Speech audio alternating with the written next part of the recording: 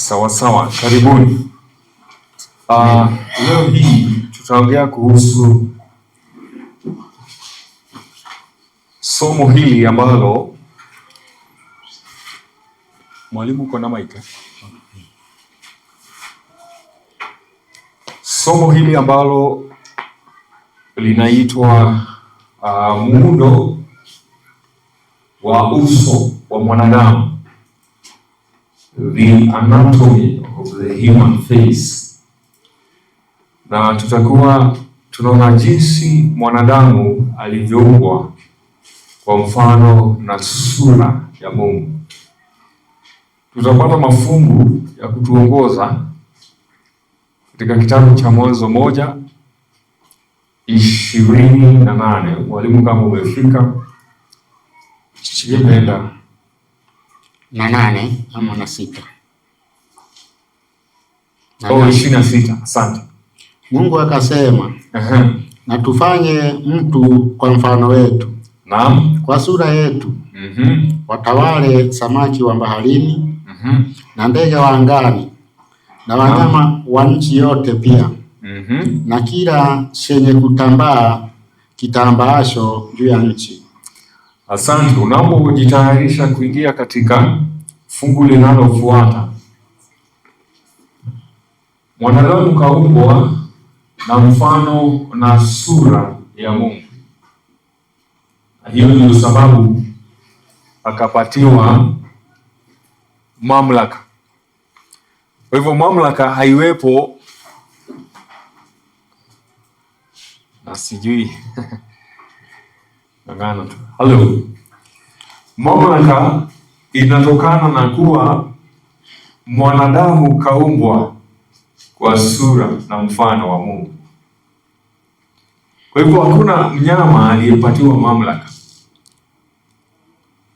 juu ya mwingine. Ni huyu tu ambaye aliumbwa kwa mfano wa Mungu.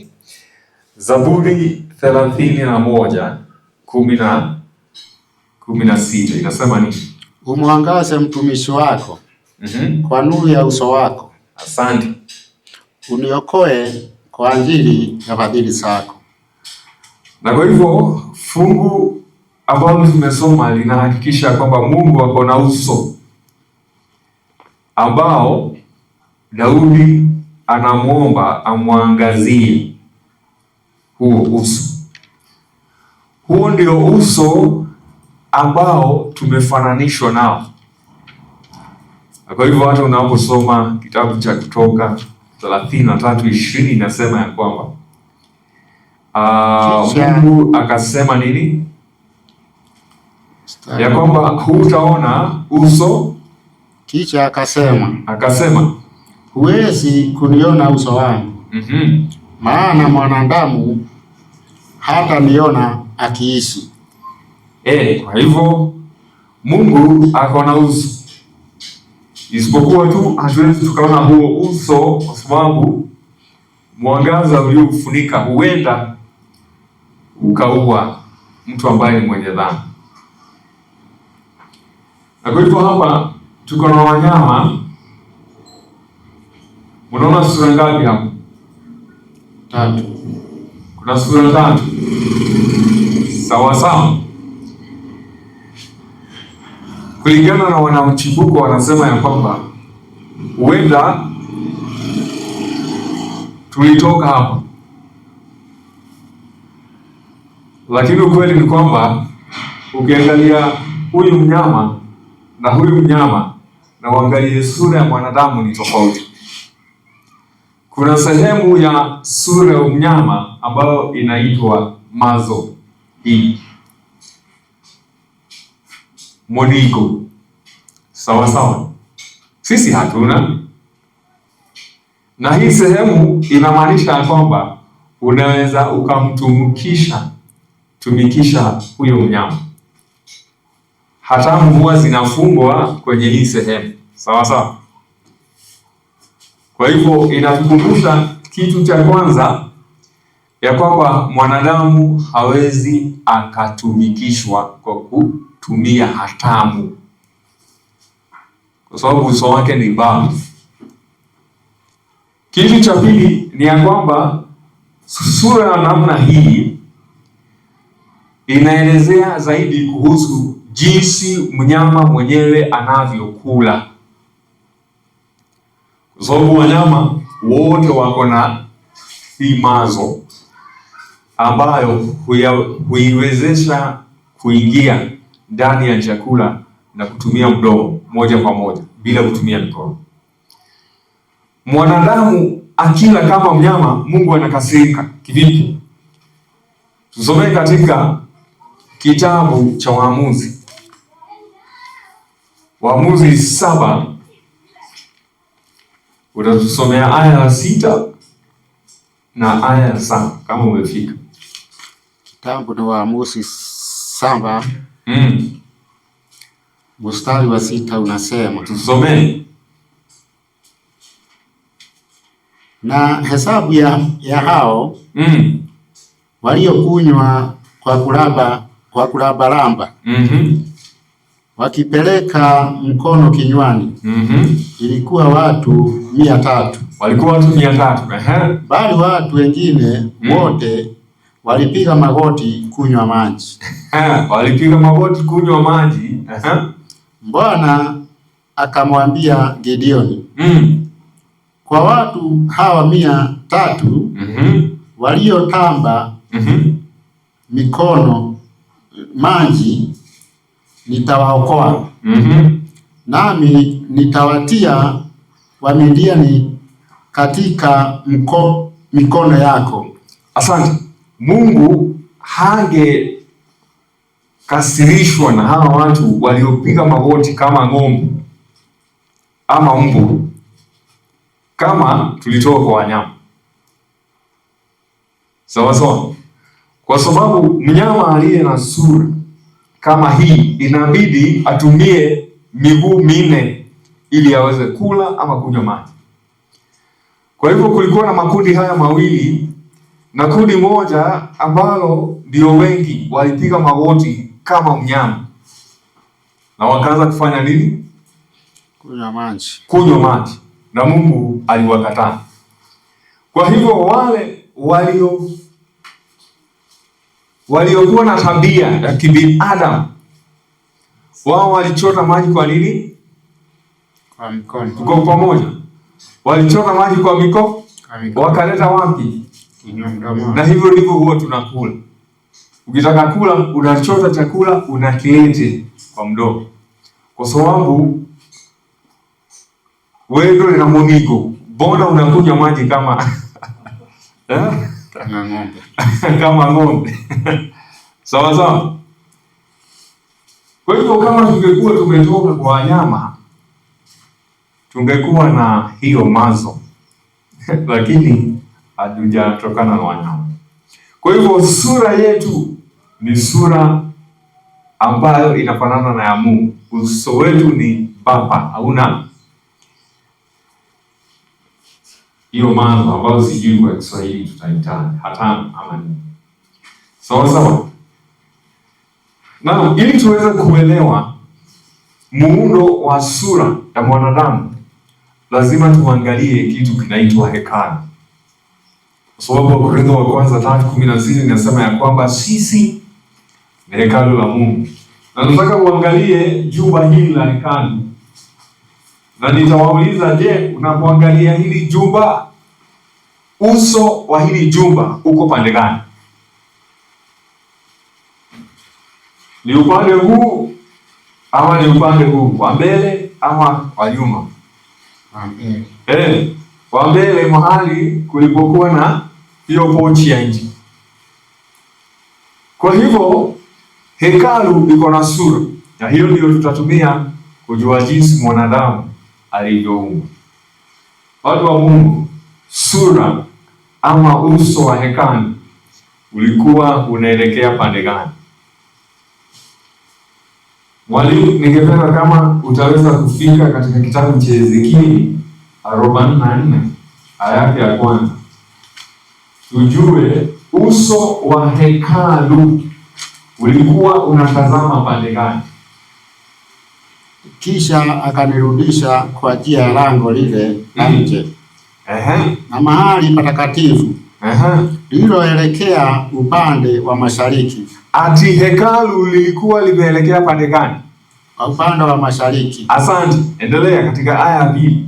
Nalo lilikuwa limefungwa. Bwana akaniambia, lango hili litafungwa. Lango hili litafungwa, halitafunguliwa, wala mtu awaye yote hata ingia kwa lango hili. Endelea. Kwa maana Bwana Mungu wa Israeli amefanya nini? Ameingia. Ameshaingia kwa hilo. Asante. Basi kwa sababu hiyo litafungwa.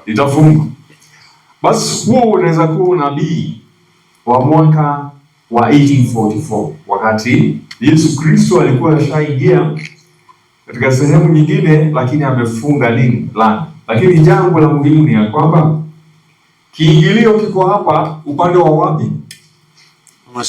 Mashariki. Na uso wa hekalu unaangalia wapi? Mashariki. Uso wako uko wapi? Ni sehemu gani ambayo tunaita uso? Ndio hii. Sawa. Si kumaanisha ya kwamba sehemu ya nyuma sio hekalu, lakini jinsi ya kutambua hekalu ni uso. Unaangalia upande wa mashariki, lakini elewa kitu kimoja. Ni watu wangapi wanapaswa kuingilia hapa? Ni kina Lawi. Ni priests. Ati? Ni kina Lawi, wana wa. Ni watu wangapi wanapaswa kupitia hapa? Fungu ambalo umesoma inasemekana kwa sababu Bwana amepitia, hakuna mtu amefanya nini, atafanya nini? Atapitia. Kwa hivyo kiingilio hiki ni cha Bwana peke yake. Tega masikio. Hapo hapapitii mtu mwingine. Nani hupitia? Ni Mungu. Bwana peke yake. Na kwa hivyo njia ama kiingilio ama Bwana anapoingia ama kuhani mkuu huingia katika njia ya kutoka mashariki kuelekea magharibi. Kwa hivyo ilikuwa kawaida ya wana wa Israeli wanapozunguka waangalie mkondo wa kuhani mkuu ili wampatie nyuma zao mahali jua linatoka, kwa sababu Mungu alikuwa amekataza nini? Ibada ya nini? Jua. Kwa hivyo jinsi ya kuingia hekalu ni kwa kutoka mashariki ukielekea wapi? Magharibi. Usije ukaliabudu jua. Sawa.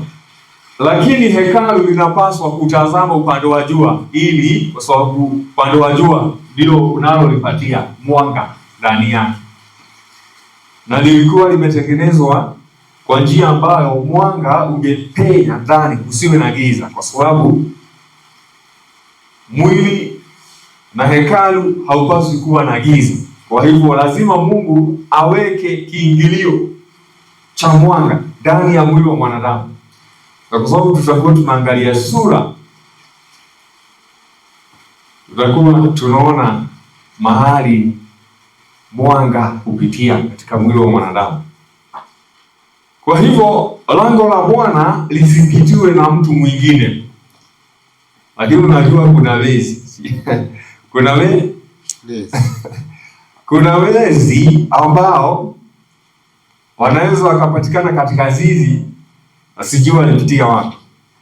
Unaposoma Yohana 10 aya ya kwanza inasema nini? Yesu aliwaambia, amini nawaambieni, yeye asiyeingia mlangoni katika zizi la kondoo, tuambie, lakini akwea penginepo, huyu ni mwivi. Huyo ni nani? Naye ni mnyang'anyi. Huyo ni nani? Ni mwivi na ni mnyang'anyi. Na huyo ni mwizi na ni mnyang'anyi. Huyo ni mwizi na ni mnyang'anyi. Aingiaye mlangoni ni mchungaji wa kondoo. Mchungaji wa kondoo. Sawa. Sasa nataka kuuliza wale watu ambao wako na gates, mwizi anaingilia wapi kama kuko na gate? Anatafuta nyuma. Ati? Anatafuta nyuma. Nataka kusisitiza kwamba kuwa na lango hakutoshi. Lazima utaweka mlinzi. Na hivyo ndivyo Mungu ameunda hekalu. Ya kwamba hekalu lilikuwa na walinzi. Hekalu lilikuwa na walinzi wangapi? Nataka tujibu hilo swali. Wacha nisianze hivyo. Ulikuwa unajua hekalu lilikuwa na walinzi? Ulikuwa unajua? Je, hekalu liko na malango mangapi? 12. Ilikuwa na mlango mmoja. Kulikuwa na kiingilio cha Bwana, sikatai. Kulikuwa na kiingilio cha Bwana upande wa mashariki. Lakini kulikuwa na malango mengine ambayo yalikuwa wapi na wapi na wapi. Kulikuwa na kiingilio upande wa kaskazini, kiingilio upande wa kusini na kiingilio upande wa wapi. Lakini huko kulikuwa walinzi kulingana na hii idadi ambayo tutasoma. Kwa hivyo mwalimu, utatusomea walinzi waliokuwa katika kiingilio cha upande wa mashariki. Kitabu cha Mambo ya Nyakati 26:17.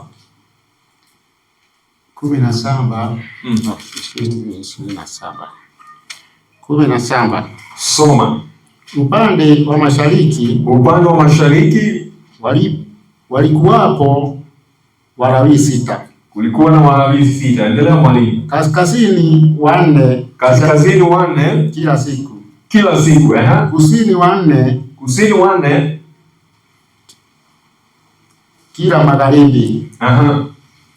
Walikuwapo 4 darajani. Asante. Na 2 huko Kadari. Wacha niwarahisishie ili uweze kuelewa. Lango la upande wa mashariki ndio liliokuwa na walinzi wengi zaidi. Walikuwa wangapi? 6. Malango mengine matatu kulikuwa na walinzi 4. Na hivi ndivyo walinzi walivyosimama. 2 upande ule na 2 upande ule wa lango. Sawa. Kwa hivyo hapa unaona mlinzi mmoja. Sawa. Lakini kwa muundo wa ulinzi wa hekalu ni 2 upande huu na 2 upande gani? Upande huu. Hiyo usisahau. Kwa sababu tutakapokuwa tunakagua walinzi wa mwili wa mwanadamu, nataka uniambie kama zinaendeshana ama haziendeshani. Kwa hivyo kulikuwa na walinzi 2 zaidi katika lango la upande wa mashariki. Sasa kazi ya hii walinzi, mwalimu, ni gani? Kazi ya hawa walinzi ni gani? Mefika Isaia 62. Somea aya ngapi? 6. Nimeweka walinzi juu ya kuta zako. Soma. Yerusalemu. Hawatanyamaza mchana wala usiku. Ninyi wenye kusoma tena mwalimu. Hawatanyamaza siku ngapi? Hawatanyamaza mchana wala usiku. Kwa hivyo hawatanyamaza siku zote. Ni kweli. Ninyi wenye kumkumbusha Bwana. Msiwe na kimya. Asante. Kwa hivyo walinzi hawa kazi yao ni kuangalia mji na kutoa ishara kama kuko na hatari ya adui. Hawa walinzi wanafanya kazi saa ngapi kwa siku?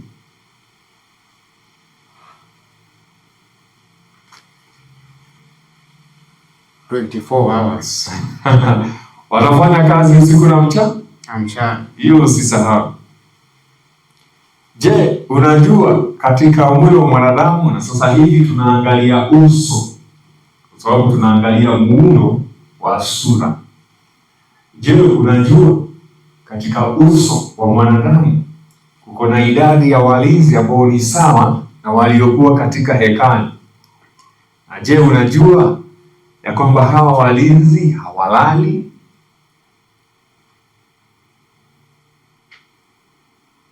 Sawa sawa. Na je, unajua ya kwamba hawa walinzi huwasiliana moja kwa moja? Jinsi walinzi waliokuwa katika malango ya hekalu, malango yanakutana ndani. Mungu ni wa ajabu. Kama hivi ndivyo ilivyo. Sasa kuna mambo tutaangalia hapa ambayo labda itakusisimua uone ya kwamba kumbe kuumbwa kwako ni kwa njia ya ajabu sana. Ukijua ya kwamba Mungu ndiye aliyekuumba hivyo na alikuwa amelenga kukuumba hivyo, utafurahi. Katika mwili wa mwanadamu kuko na walinzi. Ndio sababu maneno kama haya huwa yanatumika. Kwa mfano, Mithali 4:23 mwalimu huwa inatumia neno gani? Mithali 4:23 inatuambia, inasema, linda moyo wako, linda moyo wako kuliko ulindavyo uyalindayo. Atilinda moyo wako kuliko yote uyalindayo. Kwa sababu gani? Maana ndiko zinatoka chemichemi. Maana ndimo kunamotoka chemichemi za nini? Za uzima. Sasa unaposoma kitabu cha Acts of the Apostles 5:18-2 ndio inaelezea hao walinzi ni kina nani? Kwa sababu inasema ya kwamba wale ambao hawataki kuanguka katika mitego ya yule mwovu lazima walinde malango, avenues. Lazima walinde malango ya moyo ili asije yakasoma, yakasikia, yakaona, yakasikia sawa sawa mambo ambayo yatafanya nini? Yatawatia mawazo najisi. Sasa kuna malango manne katika uso wa mwanadamu ambao huo ndio uso wa hekalu. Lango la kwanza macho. La pili masikio. Lango la tatu nini? Ni pua. Sawa sawa. Lango la nne mdomo. Ni mdomo. Sawa sawa. Alafu jinsi hekalu lilivyokuwa limefunikwa, kuna kifuniko cha hekalu. Hicho tutaona ni ngozi ya uso. Na pia kuna hisia nyingine ambayo ndio inaopatia uwezo wa kusimama wima na kuinua uso wako na upindue bila kuanguka. Sawa sawa. Itakuwa inasimamiwa na kitu kinaitwa foundation ama msingi wa ile hekalu, ili uweze kusimama wima. Na wacha nitaje hili ya kwamba ni wanyama wangapi ambao wanatembea kwa miguu miwili, na si kutembea tu kwa miguu miwili, wakiwa wamesimama wima, kichwa juu. Najua utaniambia kuku. Lakini kuku anatembea kichwa juu. Anatembea wima. Hapana. Jirafu ni anatembea na miguu miwili. Anaamini. Ati? Ni mwanadamu tu. Mwanadamu peke yake. Kwa hivyo kama alitokana na wanyama, ni mnyama gani anatembea kwa miguu miwili? Tena wima. Tena wima. Hakuna. Unajua nyani anaweza tembea kwa miguu miwili, lakini anatembea wima. Hawezi. Si tumeona hata jinsi yake ya kula, ako na kitu inaitwa mazo. Unaweza ukamtumikisha kwa kumfunga mdomo. Sawa sawa. Na hizi njia ama hisia ziko katika harakati ya kutoka na kuingia na zinakutana kwa ubongo. Sasa tuingie katika maajabu.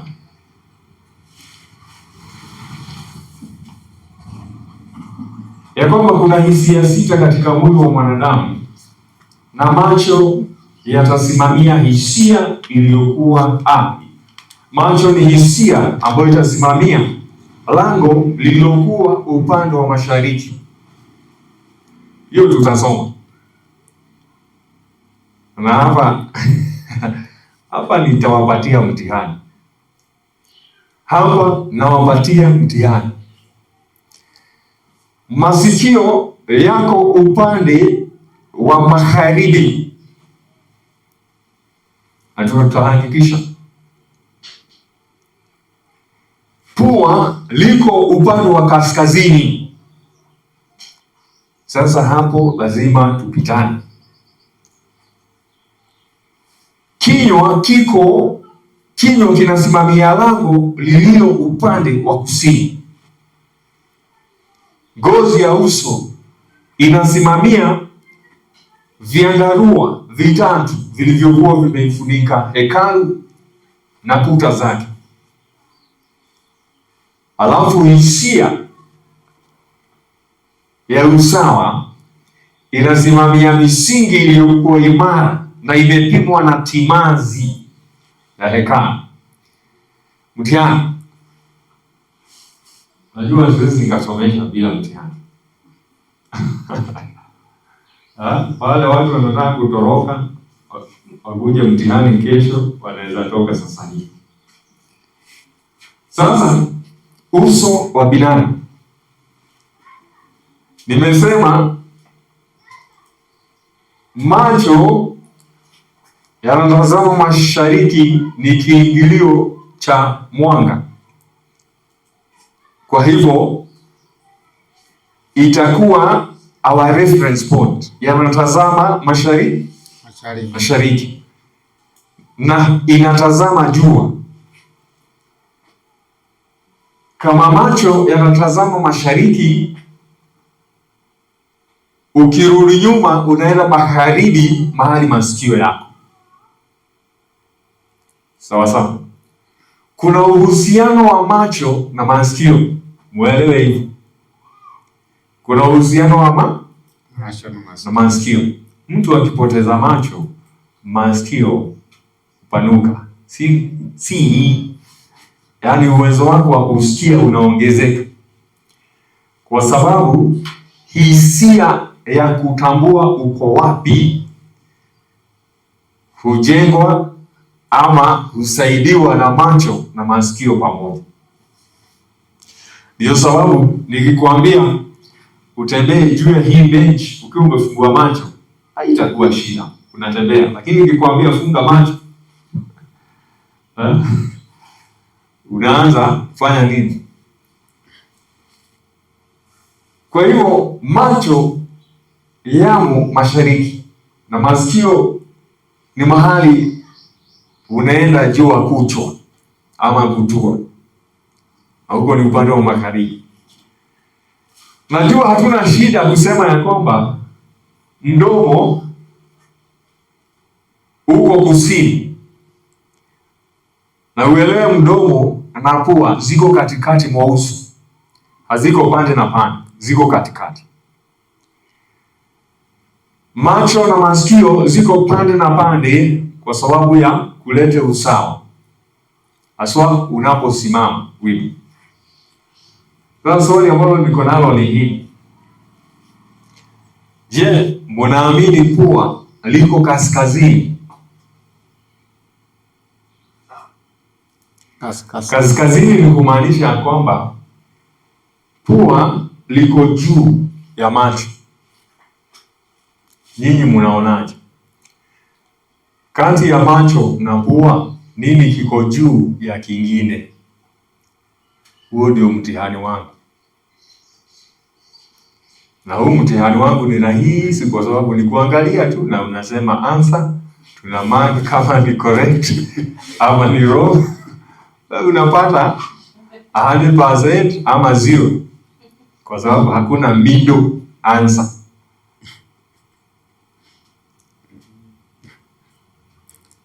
So swali ni pua na macho ni gani iko juu ya ingine? Inaonekana kama ni macho, isipokuwa sasa hii nini inaonekana kama nayo inaenda inapanda juu ya macho tena. Na unajua swali lilikuwa useme ni A ama ni B, haikuwa na sehemu ya maelezo.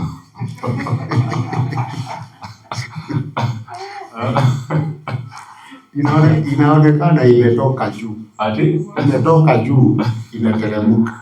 Kwako ni macho ama ni pua? Ni pua iko juu. Bado ukiuliza hata ukigugo takwambia pua iko chini. Lakini ni kama Mungu anatufunza kitu kingine, na hicho kitu hata mimi ningependa kuwafunza, na nitakwambia ukweli. Shikilia hapo, hiyo tutakuja kujibu. Tuanzie na macho. Macho yanasimamia lango lililo upande wa mashariki.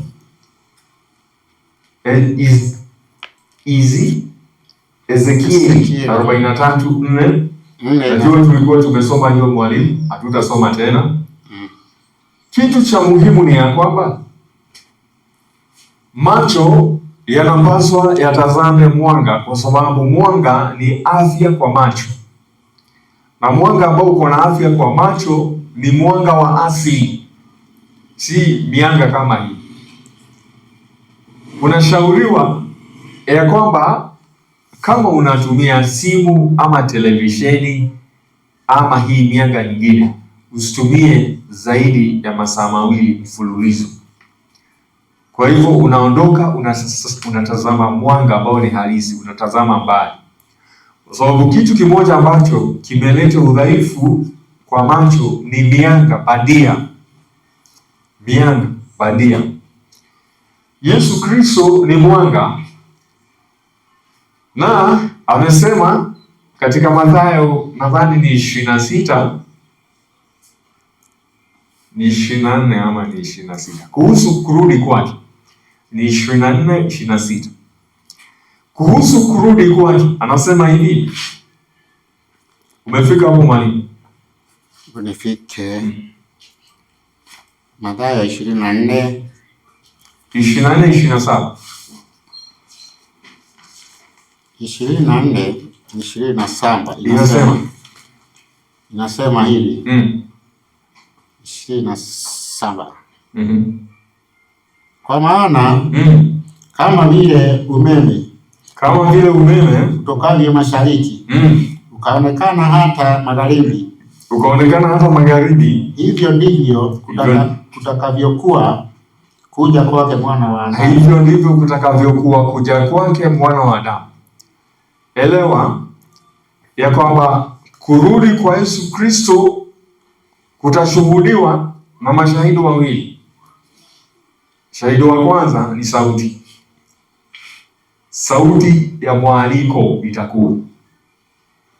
Halafu kutakuwa na mwanga, umeme. Swali ni mwanga huo ni mwanga wa Yesu Kristo. Swali ni kati ya mwanga na sauti ni gani kinakufikia kwanza? Ni mwanga. Je, kulingana na sayansi nini kilicho na mbio kushinda kingine? Ni mwanga ama ni sauti?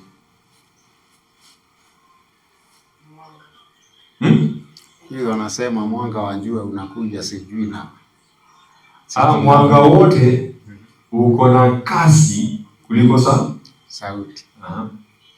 Kwa sababu kasi ya mwanga huwa wanatumia, wanasema ni 3.86 times 10 to power 8 meters per second.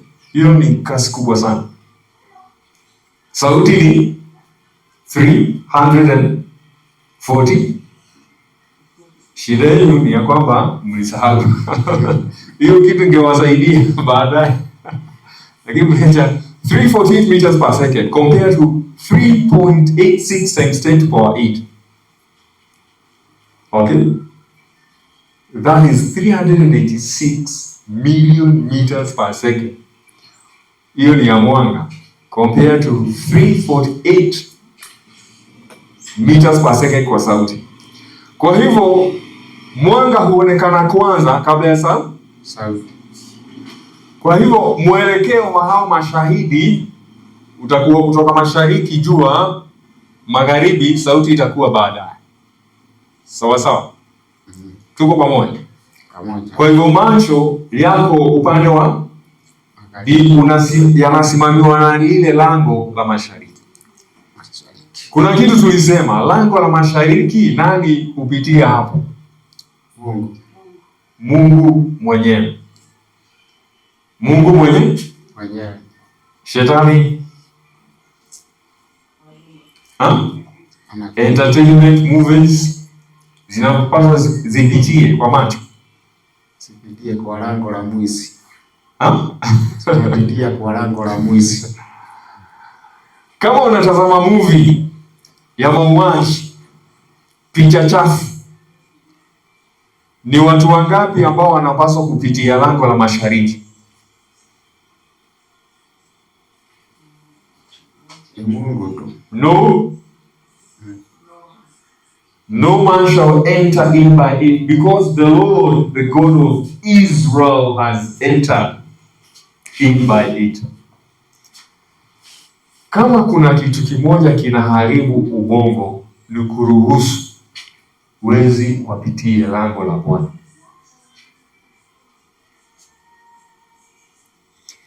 Na kama kuna kitu kitakupatia afya ya macho, wacha mwanga wa Bwana, kwa sababu Yesu ndiye mwanga na ndilo neno lake, liwe ndilo tu macho yake yanao.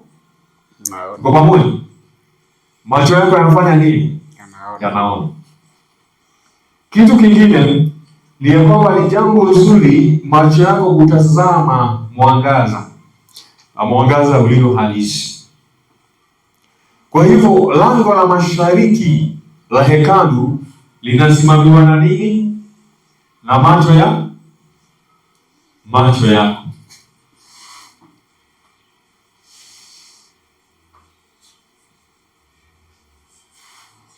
Na hilo lango ni takatifu kwa sababu hii. Je, unajua ya kwamba macho ni sehemu ya ubongo? Ukitaka kwenda mahali patakatifu zaidi, fuata macho na itakupeleka mpaka wapi? Kule nyuma kwa ubongo. Kwa hivyo mtu asisema hajai ona ubongo. Kama umeona macho, umeona nini? Ubongo ambao haujaona. Kwa sababu ubongo ni kiingilio. Macho ni kiingilio cha ubongo. Na sehemu hii ya kichwa ndani, ubongo, inafananishwa na mahali patakatifu zaidi. Nasema hivyo kwa sababu gani? Mwili umeumbwa mafungu matatu.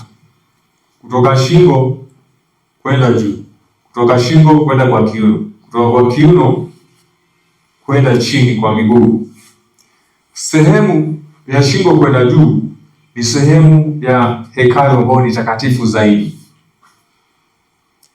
Kuingia hapo ni shida, hata mifupa ambayo imefunika ubongo haina mwanya.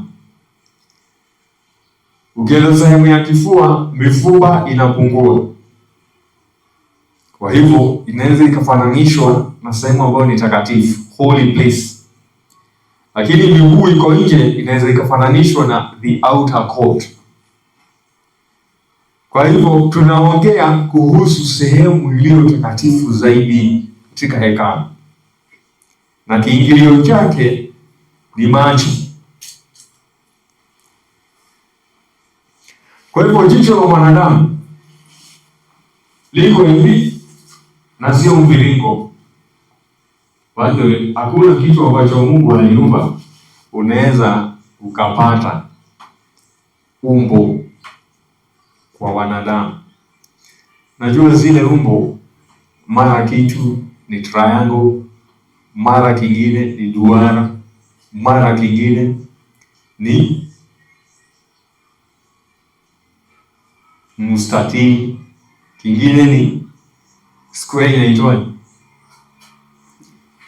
Hakuna kitu ambacho kiko katika mwili wa mwanadamu kinafanana na hao maumbo. Kwa hivyo jicho sio mviringo. Kwa hivyo mwanga hupitia hapa na huelekea nyuma. Kwa hivyo sehemu hii ya mbele ambayo tunaita cornea ni ya muhimu sana katika kulete mwanga ndani ya jicho, na mwili mzima hupokea mwanga kupitia kwa jicho.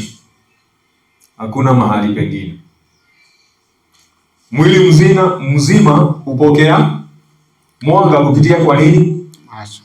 Na Yesu Kristo akasema ya kwamba kama jicho lako li sawa, mwili wako mzima utajaa nini? Mwanga.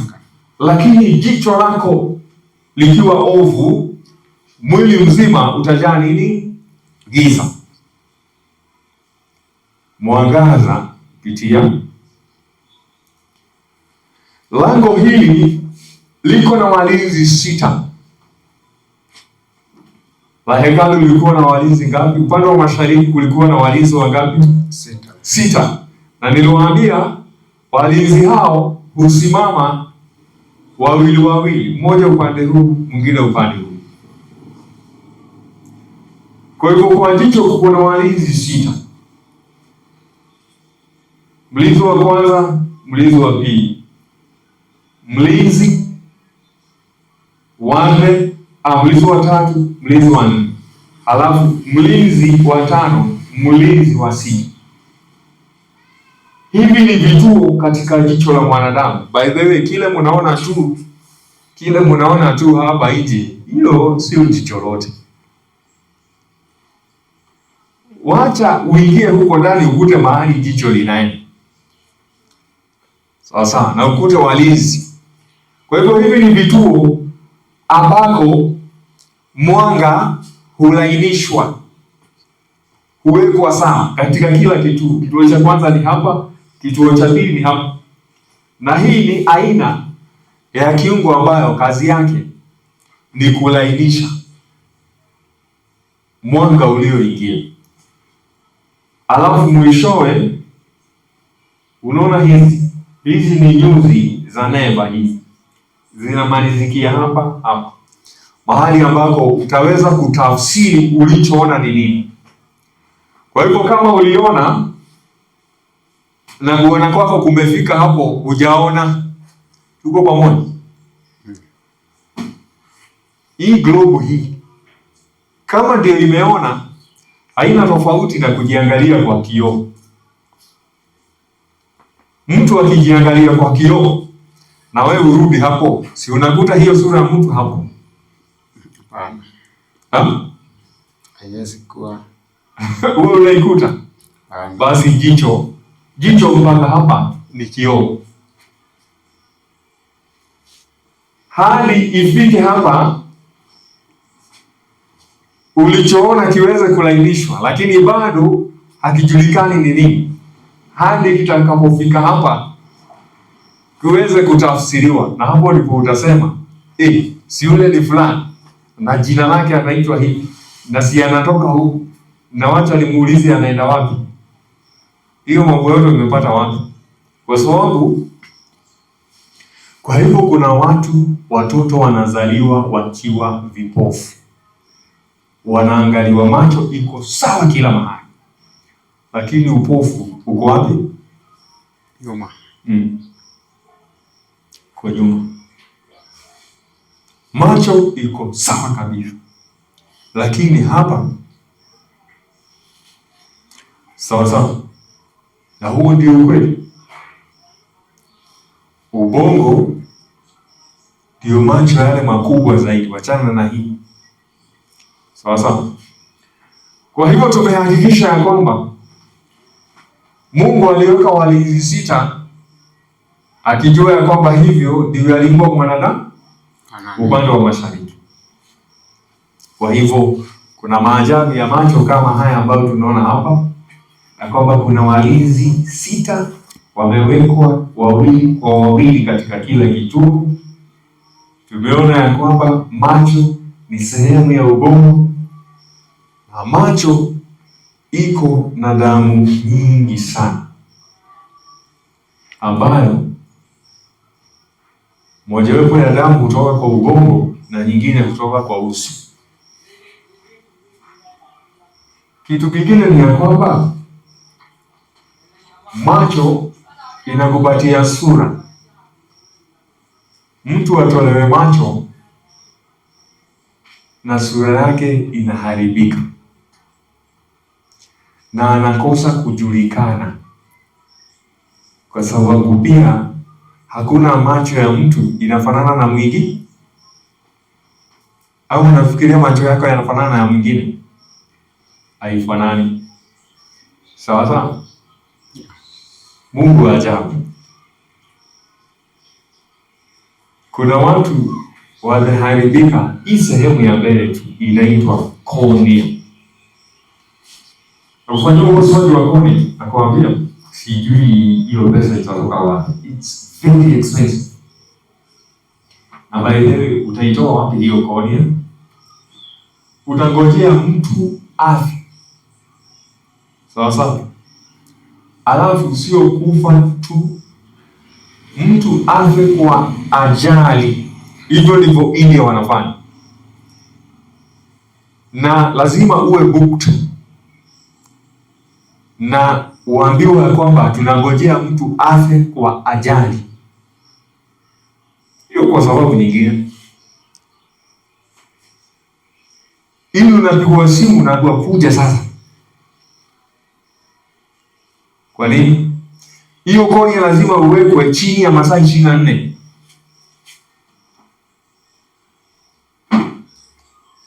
Kwa hivyo it's very expensive.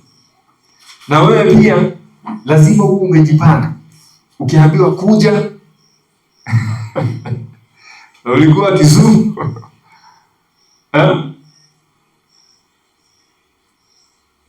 utahaya a private jet, kwa sababu ni ndege gani utabuka chini ya masaa 24. Lakini si wale walienda kuchukua Raila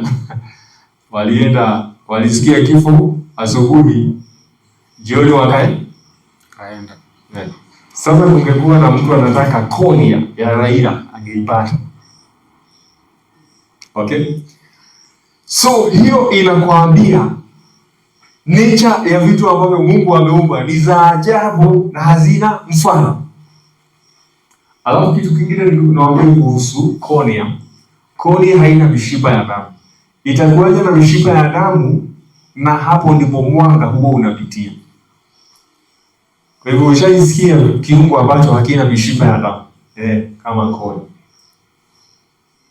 Na kwa hivyo njia ya kulisha cornea ni ajabu tena. Hivyo kuna maji tu yako nyuma ya cornea, na hayo maji hayana damu. hiyo ndio huwa inaosha hiyo cornea na inailisha kiungo ambacho akihitaji chembe nyekundu za damu peke yake. Ndio sababu kikiharibika upate kingine. Na hata wale wamewekewa cornea transplant imeleta shida. Alafu kitu kingine, kuna sehemu ambayo inaitwa sclera kwa macho, hii white. Hiyo ni urembo. Lakini shetani kuna wakati anaitumia vibaya. Ukikondolea mtu macho anaona wewe umegeuka kuwa mnyama. Ndio ni rahisi sana kutumia macho kutengeneza sura ambayo Mungu hakukusudia. Sawa sawa. Maana unaweza kondoa macho. Na mtu ambaye amekondoa macho ako na sura ya mnyama. Lakini pia watu ambao wanataka kujua upole wanaangalia hiyo sehemu nyeupe, kwa sababu hiyo ndio imebeba hisia za ubongo. Kwa hivyo wataona vile inatembea pole, sema hata kama huyu mtu hajaongea, huyu mtu ni mpole. Unaona ajabu ya macho, inaweza ikabeba hisia. Ikifika kwa upande wa magonjwa, ukakuta ya kwamba macho ya mtu yamebadilika kwa sababu ya ugonjwa, watu wa Mungu, kuna hatari. Huo sio ugonjwa rahisi. Ugonjwa ambao umefikia kiwango cha kubadilisha macho sio ugonjwa rahisi. Lazima uangaliwe kwa kina. Kwa hivyo ni dirisha la mwanga sawa. Hiyo sclera ikiwa nyeupe ni nzuri, lakini nataka nikuambie hiyo sclera ni nyeupe tu mchana. Mchana. Ikimulikwa na miale ya jua, mishipa ya damu hupotea. Lakini nataka uangalie mtu akiwa ameamka tu. Mtu ambaye ameamka tu, unaposema macho yake ni mekundu, ni wapi huo unatazama? Hiyo sclera, hiyo sehemu nyeupe. Mbona macho hayo huwa mekundu? Amejeruhiwa, si ndio? Ni nini kimefanyika? Hiyo inakukumbusha ya kwamba kuna sehemu ambazo hazina damu wakati unahitaji kuona kwa jua, lakini utakapozipatia nafasi ya kulala zitapata nini? Damu. Hii inamaanisha nini? Mtu anafanya kazi usiku na mchana. Kitu cha kwanza anaharibu ni gani? Kitu cha kwanza ambacho anaharibu ni gani? Ni nini? Ni macho. Sana sehemu ambazo zinatarajia kuwe na giza ili mishipa ya damu iweze kurudi. Sawa. Kwa hivyo kama kuna kiungo kinanufaika sana na giza, ni macho. Lazima kuwe na vipindi vya mwanga na vipindi vya giza. Halafu jicho lako liko na uwezo wa kupunguza viwango vya mwanga vinavyoingia. Kwa hivyo mtu akikumulika utapunguza mwanga. Lakini leo hii ukitolewa lens ile ambayo Mungu alikuwekea, ukitolewa hiyo lens uwekewe hii artificial, utapoteza uwezo wa kuzuia nini? Mwanga. Kwa hivyo inabidi utumie miwani. Si ni maajabu ya Mungu ya kwamba hakuna kitu unaweza linganisha na kile Mungu amefanya nini?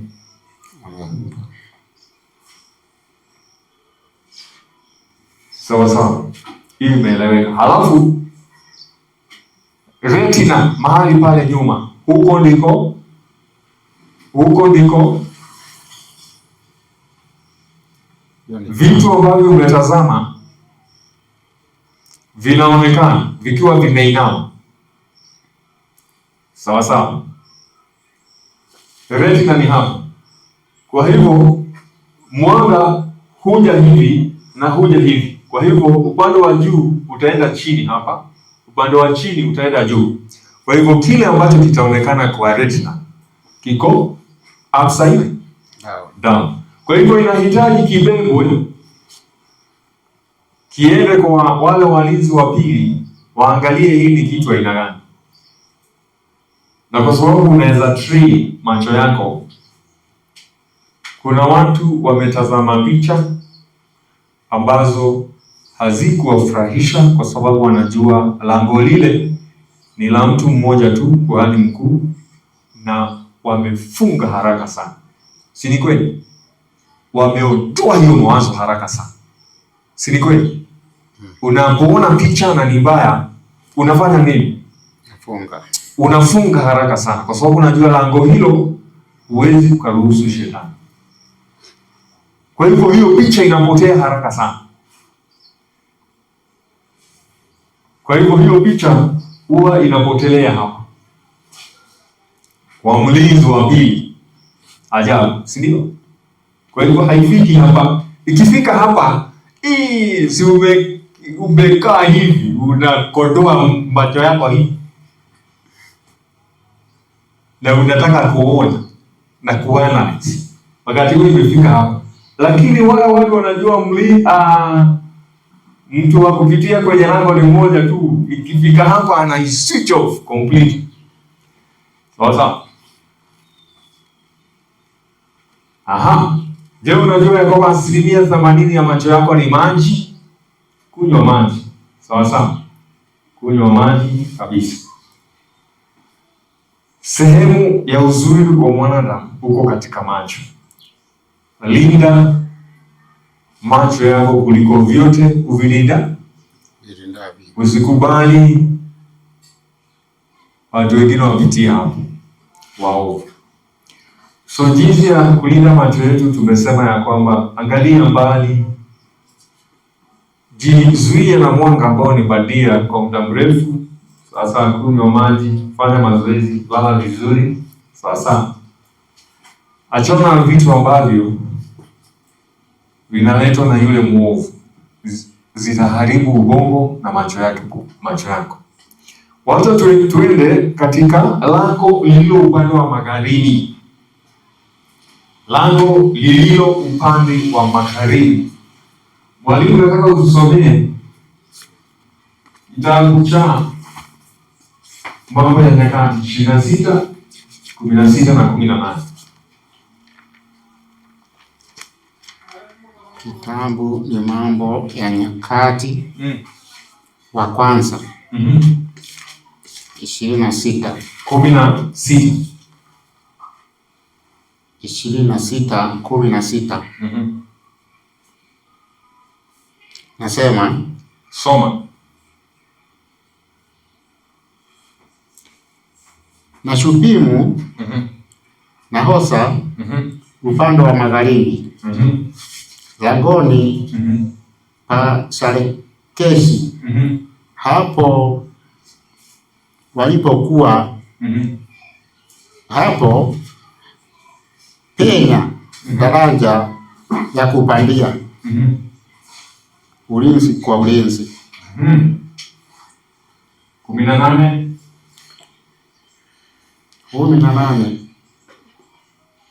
penya pandali upande wa magharibi, walikuwapo 4 darajani na 2 huko badani. Haya, wacha nikuelezee vizuri ili uweze kuelewa ya kwamba walinzi wa lango lililoko magharibi walikuwa 4. 2 walikuwa wamesimama hapa Shaleketi na 2 wamesimama pabaya, na walikuwa mlinzi kwa mlinzi. jinsi tulivyosema, yaani mlinzi anasimama mlinzi na mlinzi. Hivyo ndivyo, na mtaniambia kwa nini wawili wawili? Sawa sawa. Unajua tumezoea kusikia watatu. Utaniambia kwa nini Mungu amepanga wawili wawili? Mahali popote kuko na walinzi ni mmoja hapa mmoja mwingine hapa, mlinzi na mlinzi. Najua dhana ya utatu ni mbaya sana. Sawa. Kwa sababu hata haijawakilishwa katika mwili wa nani? Wa binadamu. Je, katika hekalu ndani ya hekalu kulikuwa na watakatifu wangapi?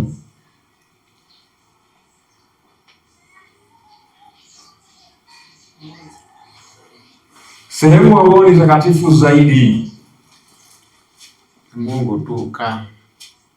Ni Mungu tu hukaa. Hata Yesu Kristo alipotoka katika sehemu takatifu, aliingia mahali yule mzee wa siku alikuwa sehemu takatifu zaidi.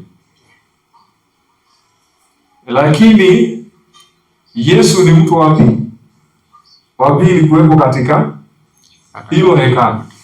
Kwa hivyo yeye na baba yake ni mlinzi na mlinzi, na hivyo ndivyo vitu vyote ambavyo viko katika huu mwili wa mwanadamu, sana sana hii sehemu ya kichwa, sehemu ambayo inafananishwa na sehemu takatifu zaidi, ni wawili wawili. Kwa hivyo ni mlinzi kwa mlinzi, sawa sawa, na kila mmoja wapo amesimama upande mwingine wa yule mwingine.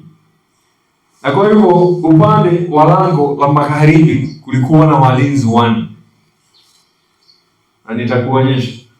Na hii niliweza kuelezea nikasema ya kwamba macho yakiwa upande wa mashariki yataona kwanza, alafu sauti itakuwa ya pili kuelekea upande wa magharibi. Jinsi ambavyo tu jua linatoka mashariki likielekea magharibi. Hili ni sikio la mwanadamu. Utasikia wanasayansi wakisema ya kwamba hii inaitwa outer ear, hii inaitwa middle ear, hii inaitwa inner ear. Lakini hiyo ni dhana tu, kwa sababu hakuna mpaka hapa. Hapa hamna mpaka. Sikio lote ni zima na ni moja. Huwezi kukatenganisha sehemu ya kitu kizima. Tuko pamoja? Kwa hivyo sikio lako lote ni mlinzi wa kwanza. Lakini kuna sehemu nyingine inaitwa sehemu ambako utafsiri hii sauti. Hii sehemu ni ya kushika sauti hii. Inanasa sauti, na sauti hiyo inaelekezwa mahali fulani. Ikielekezwa hapa, mahali hapa, hiyo sauti inainuliwa, inaongezwa nguvu. Ikiongezwa nguvu, ikifika hapa inabadilishwa, inakuwa stima. Hiyo sauti inakuwa stima.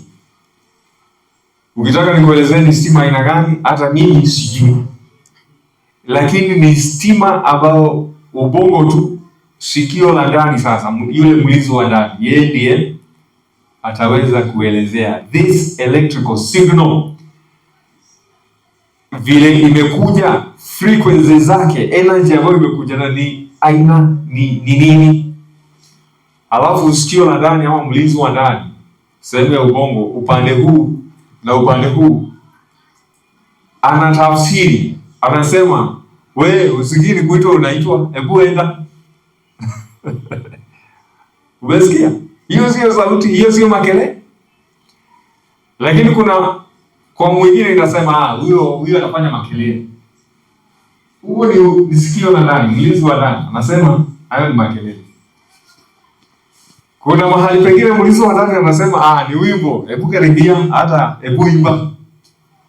Sasa kwa hivyo sauti huingie kwa sikio kama sauti, lakini itakapofasiriwa aidha ni wimbo, ni mtu anakuita, ni makelele, ni matukano. Sasa, so huyu ni mlinzi wa kwanza na kuna mlinzi wa ndani. Walinzi wawili upande huu na walinzi wangapi? Kwa hivyo lango la mashariki la magharibi likawa na walinzi. Likawa na walinzi 4. Sawa sawa.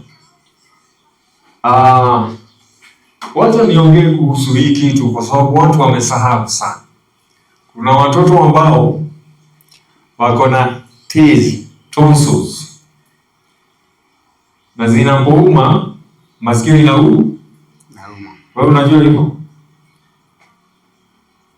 Zinapouma masikio huwa inafanya nini?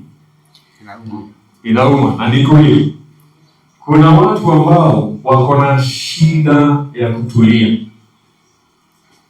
Na watu ambao wako na shida ya kutulia, kwa mfano, uwezi ukafuatilia jambo moja. Hata ikifika kwa kusoma Biblia, utaona amesoma, amerudia. Amesoma, amerudia. Ukiona kuna hiyo shida,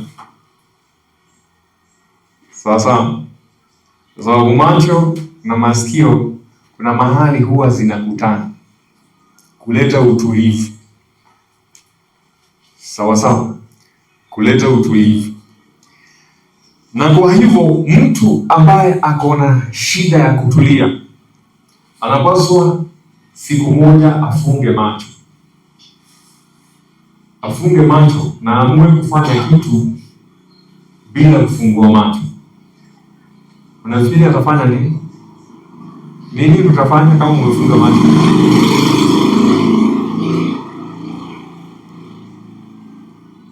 Hamjui vitu vinafanywa mtu akiwa amefunga macho?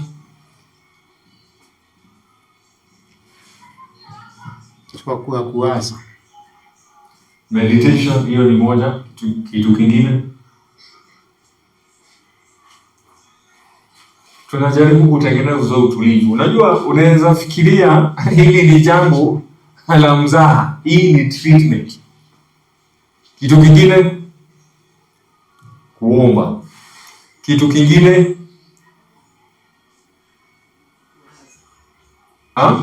hiyo meditation. Kitu kingine kula ukiwa umefunga macho.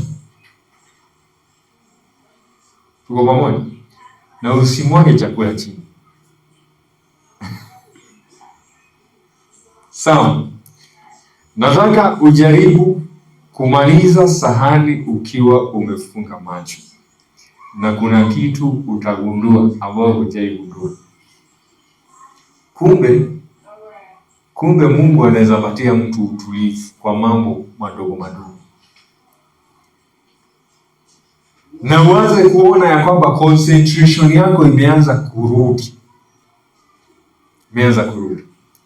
Kitu kingine utafanya ni utachagua mahali ambapo ni salama, wazi,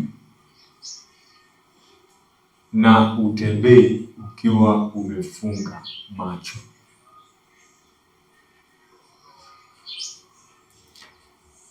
Na hiyo ni remedy ya concentration, attentiveness, utulivu. Nitaongea kuhusu huu mshipa. Hii kitu inatoka kwa sikio, sehemu ya katikati, na linatokea kwa koo. Mahali ambapo linatokea kuna tezi. Tezi hizo wakati mwingine zinafura kwa sababu watu wametumia sukari. Hii eustachian tube kazi yake ni kubalance pressure. Mtu akishout mahali huko, ile kitu itakuokoa usipasuke sikio ni kufungua mdomo. Kwa sababu ukifungua mdomo, hiyo tube inafunguka. Askari ambaye ana fiatua baruti kwa kawaida huwa wanafunga sikio na wanafanya hivi. Mbona huyu anafanya hivi? Kusikia sikio.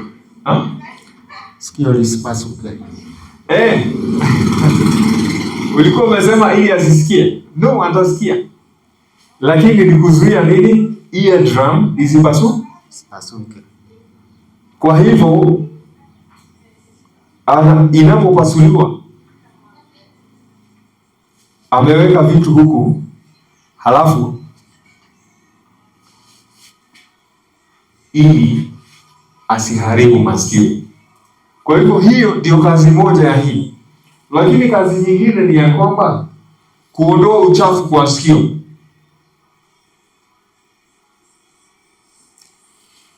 Na kazi nyingine ni kuzuia maambukizi kwa sikio. Lakini inazuiaje? Tunajua kwamba kukiwa na shida kwa sikio, uchafu unapaswa kutokea kwa hiyo tu, ama utokee kwa sikio lako. Na masikio inaoshwa aje? Masikio haioshwi na ile kitu inaitwaje? Ile imefungwa pamba mwisho. Kama umenunua hivyo vitu, enda uchukue, tupa kwa choo. Acha kuharibu nini? Masikio. Sikio uoshwa na kidole hiki. Sawa. Kwa hivyo mahali kidole kinafika, hiyo inatosha. Usiende zaidi. Mtu anapokula wakati una meza, huo ndio wakati wa kutibu sikio. Lakini pia unategemea umemeza nini. Sababu kama unakula chakula ambacho hakina mvuke, chakula ambacho kiko na mvuke, hicho kitaingia kwa masikio. Inaweza kuwa ni kitunguu, inaweza kuwa ni jinja, inaweza kuwa ni cayenne, inaweza kuwa ni maji moto. Hivyo vyakula vyote ni vya kutibu masikio, kwa sababu njia ya pekee ya sikio lako kupata hizo dawa za vyakula ni wakati unameza chakula. Kwa hivyo chakula hugusa sehemu hiyo ya hiyo tibu ambayo inaingia. Kwa hivyo tutafute vyakula ambavyo viko na harufu nzito na viko na ukali kwa ajili ya masikio. Shida ya tezi ni hii, zikifura zinafunga hiyo tibu, na zikifunga hiyo tibu, basi mtu anatengeneza nini? Zinafinya nerve ambayo inashikana na mdomo kule nyuma na masikio. So tulisema hawa walizi wote wanawasiliana. Macho inawasiliana na pua, sawa? Pua inawasiliana na mdomo, mdomo unawasiliana na sikio, sikio linawasiliana na pua na macho, macho yanawasiliana na pua, pua linawasiliana na mdomo, mdomo unawasiliana na sikio linawasiliana na macho. Zote ziko na nini? Ziko na hiyo hali ya kuwasiliana. Kitu kingine nitasema ni ya kwamba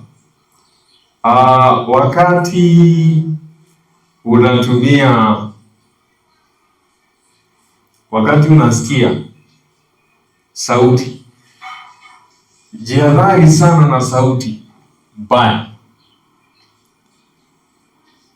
Sauti huwa inabadilisha seli kabisa, na huwa inabadilisha ubongo, na hiyo sauti itapitia kwa masikio.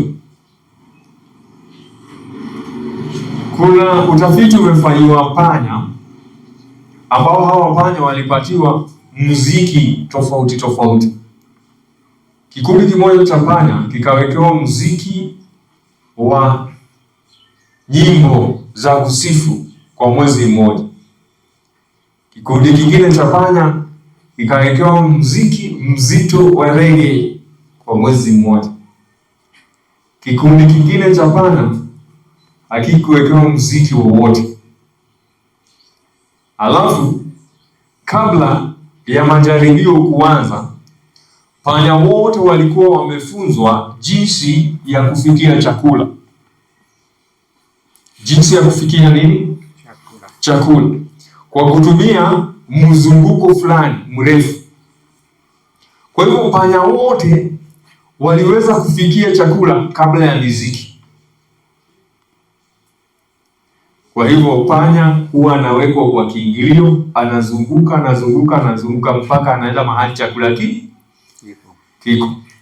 Baada ya hawa panya kuwekewa hii miziki, matokeo yakawa hivi.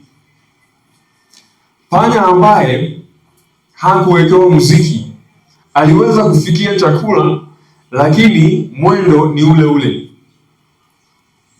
Panya aliwekewa muziki wa sifa, nyimbo za sifa, alifikia chakula kwa haraka zaidi kuliko panya ambaye hakuwekewa muziki. Akafikia chakula kwa haraka zaidi, akapita mwingine ambaye lakini panya aliyewekewa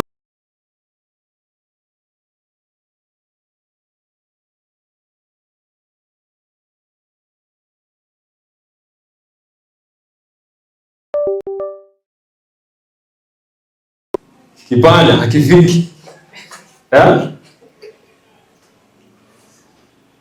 Wakashangaa, hii panya ni njaa hasikii ama ni nini? Kinafika mahali sawa, ikawa alikuwa na shida, si kufikia, hata kufikia hicho chakula. Kwa hivyo akafanyiwa upasuaji, na alipofanyiwa upasuaji ikabainika mambo yafuatayo. Kumbe ubongo wake ulikuwa umebadilika. Ubongo wake ulikuwa umebadilika kiasi ya kwamba hangeweza kufikia chakula. Kwa hivyo kulikuwa na barabara, kulikuwa na vitu vilikuwa vimekuwa katika barabara za nerves.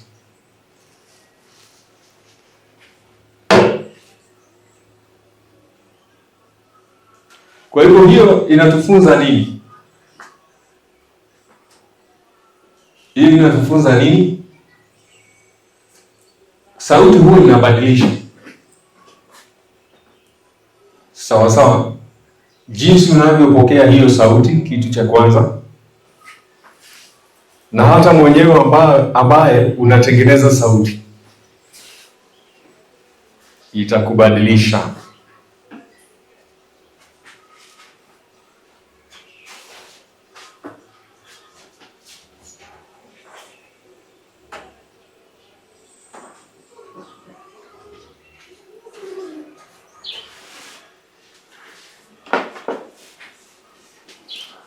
Sawa.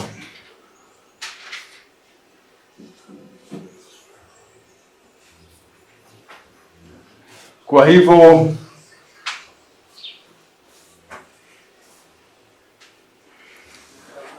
hilo tushaongea.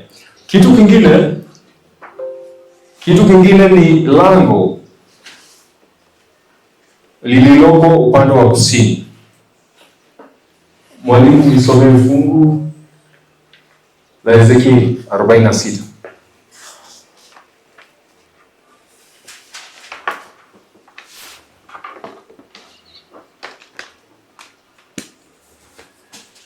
Kitabu ni Ezekieli 46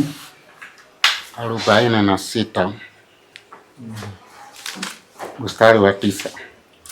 Soma.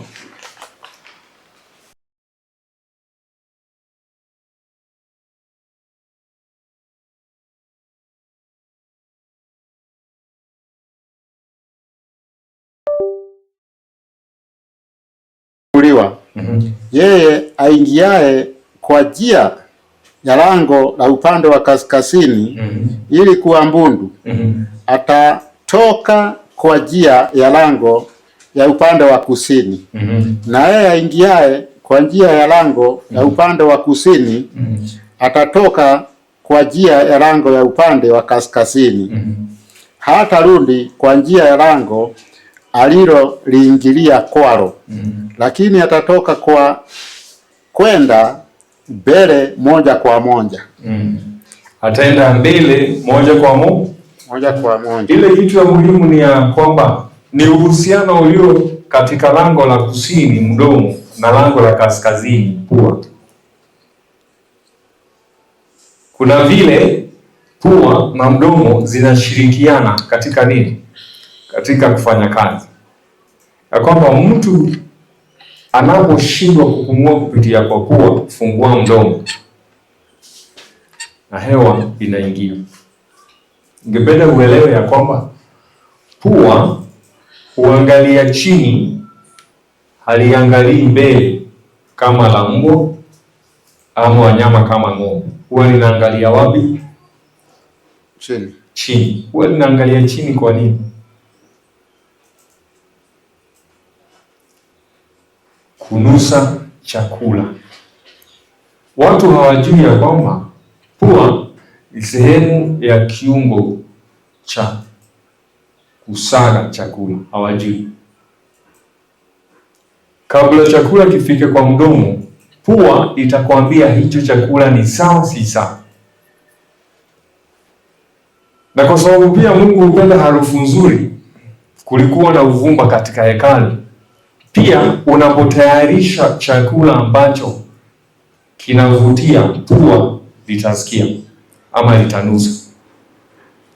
Kwa hivyo njia moja ya kutayarisha tumbo lako kusaga ni pua kunusa hiyo harufu, na inaponusa hiyo harufu huchukua hiyo habari na kupeleka katika sehemu ambayo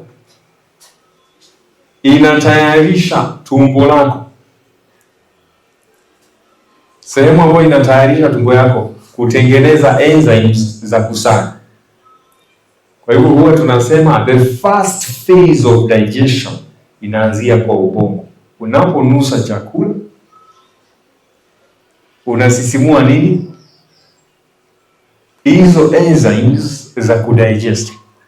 Kitu kingine ni ya kwamba kama chakula kimeharibika, unataka uonje ili ujue kimeharibika. Ni nini itakusaidia? Poa. Utasikia hiyo harufu, chakula kimeharibika, kimeungua, kimeoza. Na kwa hivyo kitu ambacho pua limesikia, hiyo kitu usijaribu kukaribisha kwa mdomo.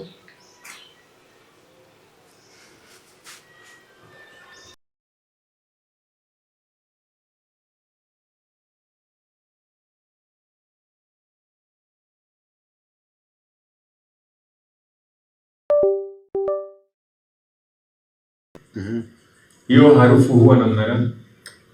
Basi ukakaa hapo. Hiyo harufu inakwambiaje? Kuna nyama nzuri sana hapo. Kuna. Sawa sawa. Kwa hivyo pua na mdomo hushirikiana, ya kwamba hewa isipoingia kupitia kwa pua inaweza ikaingilia kwa mdomo, na mtu ambaye amelemewa kupumua juu ya kwamba hapumui kwa pua. Kwa hivyo pumzi huwekwa kwa mdomo kumuokoa. Huwezi ukatengeneza sauti kama pua limefungwa ama limefungika. Ushaisikia watu wako na homa vile huwa wanaongea? Mnapenda hiyo sauti sana. Hiyo sauti ya mtu ambaye ako na pua limefungika, hata wewe unaifurahia? Hapana. Kwa hivyo pua na mdomo ni vyombo vya sauti. Elewa ya kwamba he shall not return by the way of the gate where he came in. Na hata hivyo ndivyo Mungu alivyotengeneza tengeneza njia ya chakula, ya kwamba chakula kikiingia usitapike. Kutapika ni ugonjwa, sawa sawa, kinapaswa kiendee njia nyingine. Kwa hivyo lango lililo kusini, lango lililo kusini liko na walinzi 4, na njia utakayoangalia hawa walinzi utabaki tu na walinzi 4. Kuna meno aina 4 ya mdomo wa mwanadamu. Meno ni aina 4 peke yake. Kuna hii ya kukata, kuna hii ya kurarua, kuna hii ya mbele kidogo, na kuna hiyo ya nyuma.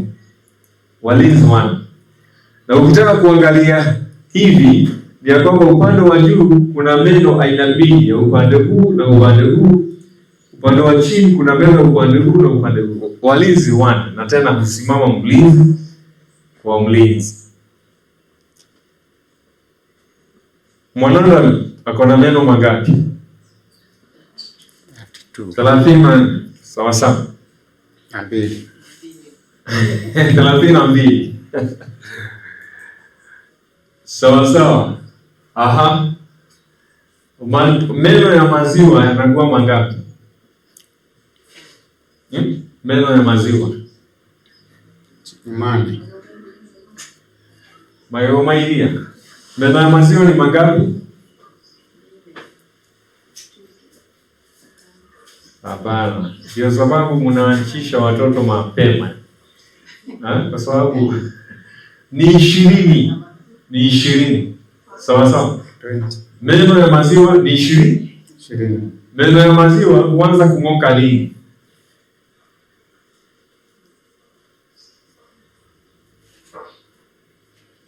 Huanza kung'oka lini? Mtoto akiwa na miaka 6, 5. Sawa sawa. Na meno yote yatakuwa yameisha atakapofikia miaka 12. Miaka ya Musa kurudishwa kwa Firauni. Miaka 12 Musa akakaa na yule mlezi. Sawa sawa. Alafu akarejeshwa. Wakati huo ako na meno ameweza kumea ile meno ambayo tunasema ni meno itastahimili vyakula kalikali. Sawa sawa. Na kwa hivyo kuhusu meno, ningependa ujue meno ambayo yanaitwa meno ya hekima, wisdom, inamea mtu akiwa na miaka ngapi?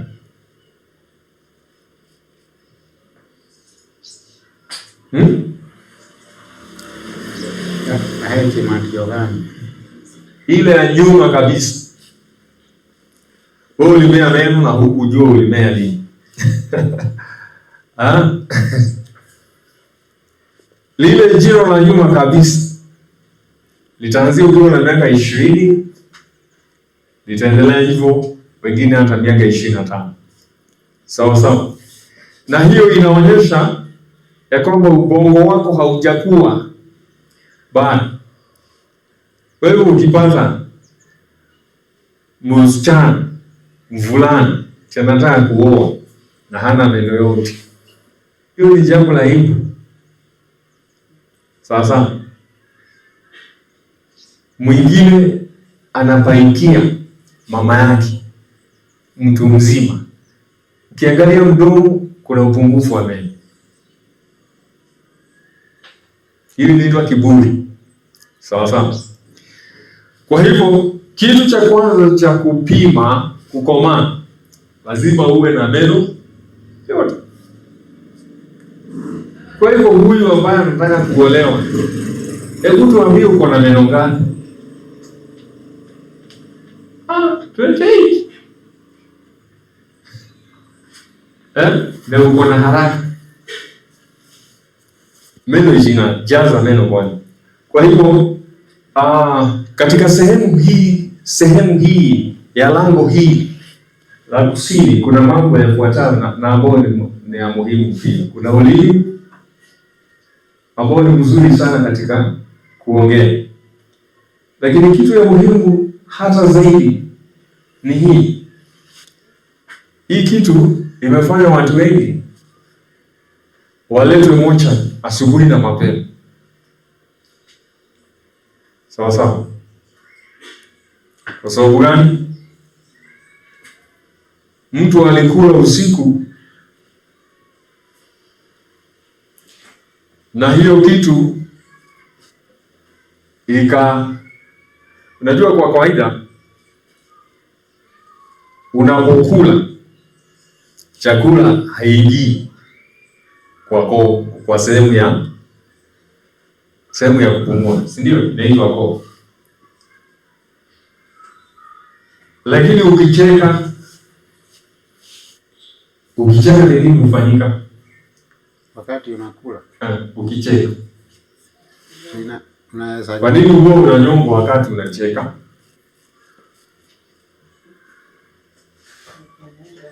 Kwa sababu unapocheka lazima sehemu ya hewa iwe mfunguka. Kucheka ni sauti ambayo hutengenezwa na vocal cords, huwa zinafunguka hivi, na mwili umefunzwa ya kwamba wakati unakula na unameza, hii sehemu inapaswa kufunga njia ya hewa. Sasa wewe unataka kula na ucheki unatatanisha mwili, utanyongwa. Kwa hivyo hii ni sehemu ambayo inatuambia tuwe na utulivu wakati tunakula. Maliza kula, hebu sikiza, hebu funga macho,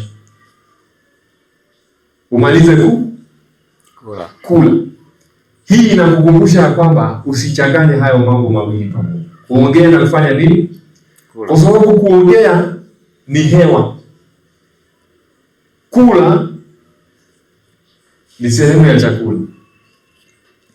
Wale watu ambao wamebarikiwa na uwezo wa kupumua, na baadaye unapomeza hupumui. Tuko pamoja? Unapomeza hupumui, na ukitaka kujua hupumui, jaribu kumeza wakati mapua yamefunguka. Unasikia umekazwa huku. Sawa sawa. Kwa sababu utakuwa na shida wakati huna hewa ya kutosha na umezima hii hewa nyingine. Mtu mzima anapomeza hapaswi kupumua. Watu ambao wamebarikiwa na uwezo wa kupumua na kula wakati mmoja ni watoto walio chini ya miezi miwili. Unajua katoto kanaponyonya na kuambia njia ya chakula na njia ya kupumua ni njia mbili tofauti. Sawa sawa. Kwa sababu mtoto hawezi akaacha kupumua. Hiyo ni makosa katika maumbile. Kwa hivyo atanyonya na anapumua. Ukiona mtoto ameshindwa kupumua wakati ananyonya, huyo mtoto ako na shida ya moyo ama amefungana. Ndio sababu watatoa jasho jingi sana na washindwe kunyonya. Kunyonya kuna hatari. Okay? Kwa sababu hiyo ndio kitu rahisi sana kwake. Haya, tutamalizia hapa kwa sababu hili lazima niwaelezee. Lango la kaskazini. Nisome katika kitabu cha Ezekieli 14. Ezekieli 8:14. Ndipo akanileta mpaka mlango wa kuingilia katika nyumba ya Bwana ulioelekea upande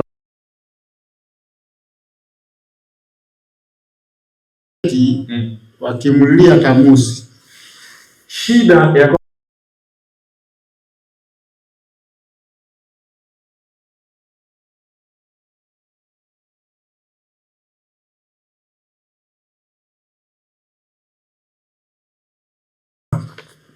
kwa Mungu. Sifa kwa Mungu.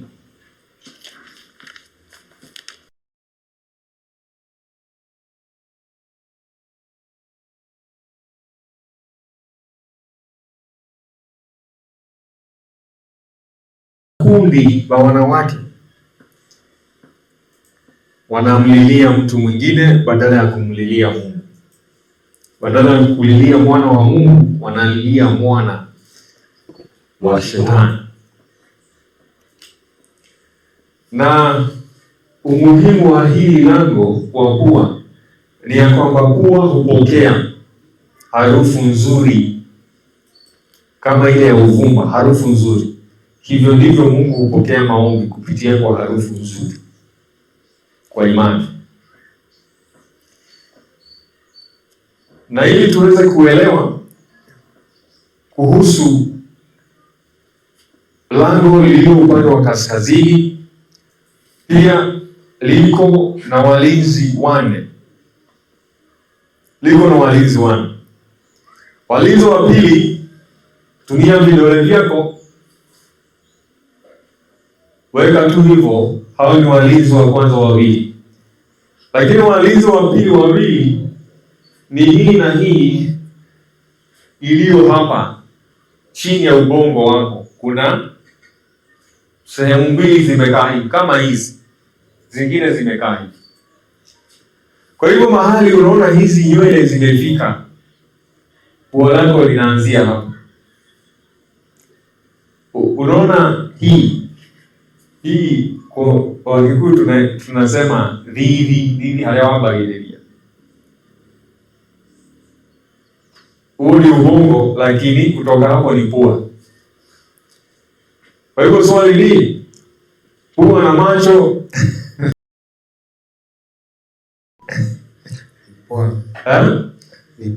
pua liko juu ya macho, na huo ni ukweli. Kwa sababu nyingine ni ya kwamba hata wanasayansi wanasema ya kwamba the first nerve ya ubongo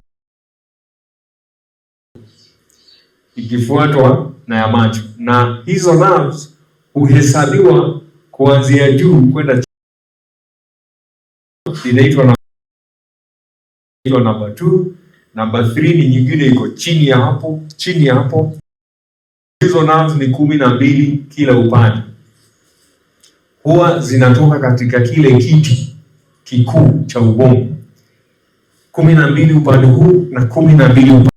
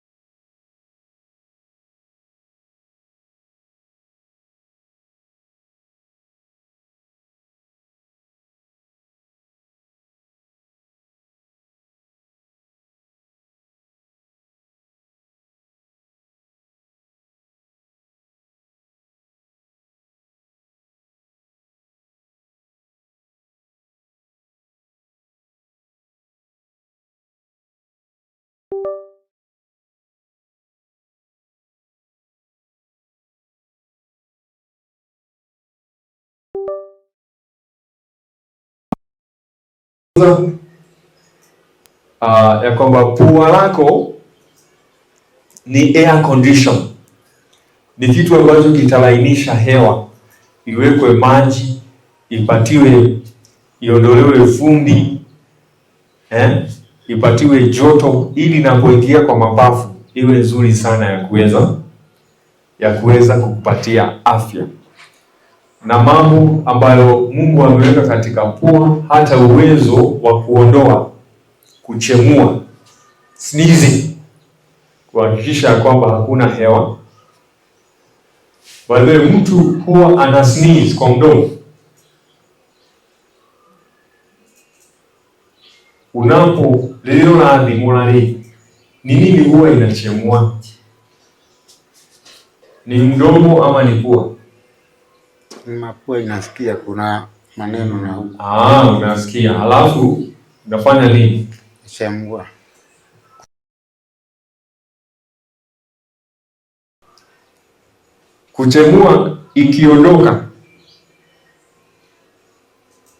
Kuchemua ikiondoka. Mimi sijui utaishi muda kiasi gani, lakini hutapitisha mwaka mmoja,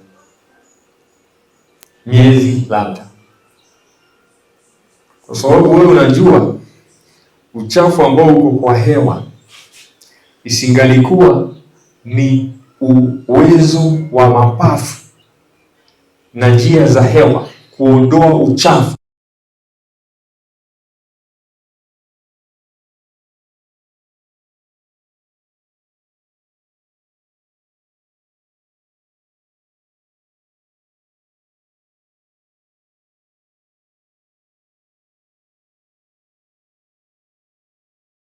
utapata kila aina ya shida za moyo, arthritis, shida za sukari, shida za ubongo, kwa kuzuia mapafu na njia za hewa kuchemua.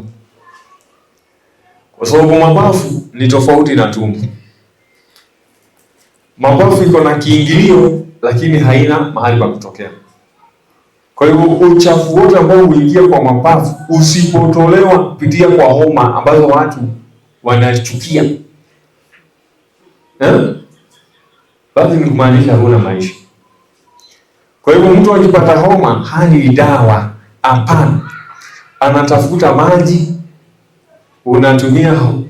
Unatumia maji mengi kusaidia mwili hiyo homa ifa, na utafute vyakula ambavyo vinasisimua mwili kama kayele, kama mefao ile inaitwa eucalyptus.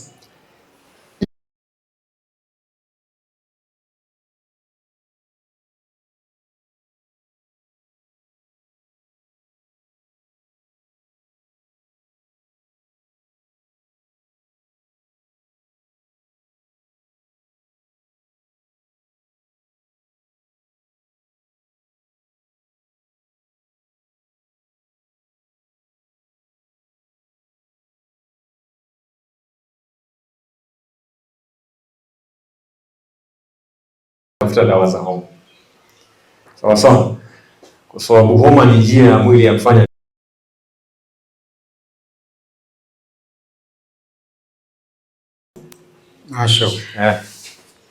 Kwa hivyo ni lango lililo kaskazini, mdomo lango lililo kusini, walinzi 4.